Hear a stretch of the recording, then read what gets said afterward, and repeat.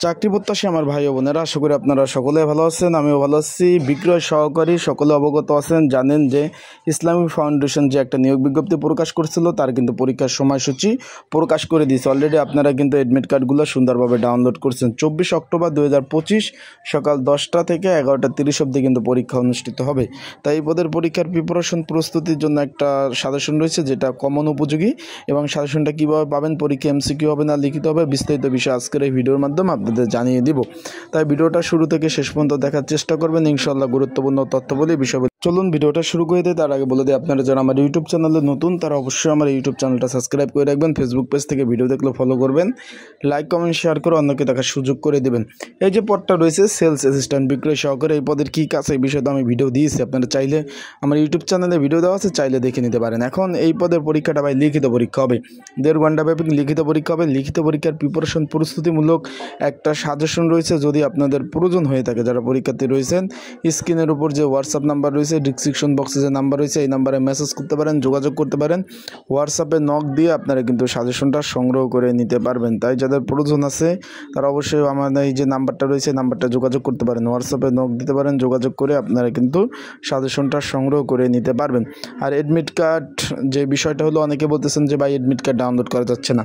এই যে স্ক্রিনের উপর যে এডমিট কার্ডটা দেখতেছেন, এটা তো আমি ডাউনলোড করছি, তাই তো মাঝে মাঝে সার্ভারে প্রবলেম হয়, বিভিন্ন প্রবলেমের কারণে কিন্তু এডমিট কার্ড ডাউনলোড করা যায় না। একটু ধৈর্য ধরেন, আজকে আপডেট শুক্রবার, শনিবার, রবিবার থেকে ইনশাল্লাহ সার্ভার ক্লিয়ার হয়ে গেলে এডমিট কার্ডগুলো ডাউনলোড করতে পারবেন। আর পরীক্ষা কিন্তু শিওর থাকেন, পরীক্ষা ঢাকাতে, বিভিন্ন জেলা বিভিন্ন বিভাগ থেকে আসবেন। তাই আপনাদের বলবো যে পড়াশোনা করে আসতে হবে। আমার সাজেশনের মধ্যে বাংলা, ইংরাজি, অঙ্ক, সাধারণ জ্ঞান, সাম্প্রতিক বিষয়, কোটা সংস্কার আন্দোলন, তারপর কেয়ারটেকার সরকার, খেলাধুলায় এবং সাম্প্রতিক বিষয়, সাধারণ জ্ঞান, সকল বিষয় কিন্তু এই সাজেশনে কিন্তু থাকবে। আশা করি বিষয়টা বুঝতে পারছেন।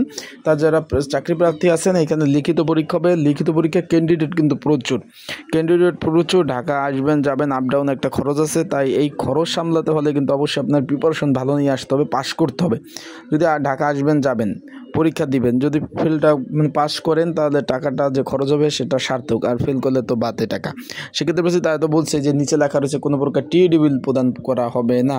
এখন পরীক্ষার হলে কী কী ডকুমেন্ট কাগজপত্র লাগবে জিজ্ঞেস করছেন অনেকে, যে ভাই কী কী ডকুমেন্ট কাগজপত্র লাগবে পরীক্ষার হলে।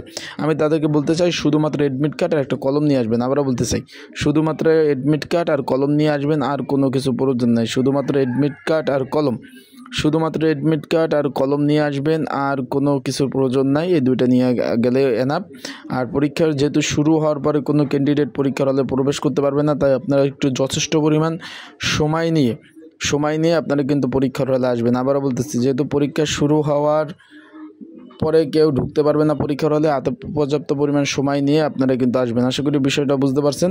তাই সকলে ভালো থাকবেন, সুস্থ থাকবেন, চোখ রাখবেন আমার ইউটিউব চ্যানেল, ফেসবুক পেজে। সকল ধরনের আপডেট তথ্যবলী বিষয়গুলি আপনারা পেয়ে যাবেন। ঢাকা শহর প্রচুর জ্যাম থাকে, তাই আপনারা পর্যাপ্ত পরিমাণ সময় নিয়ে আসবেন। আর পরীক্ষার হলগুলো গুগলে সার্চ দিয়ে আপনারা কিন্তু দেখে নিতে পারবেন। ভালো থাকুন, সুস্থ থাকুন।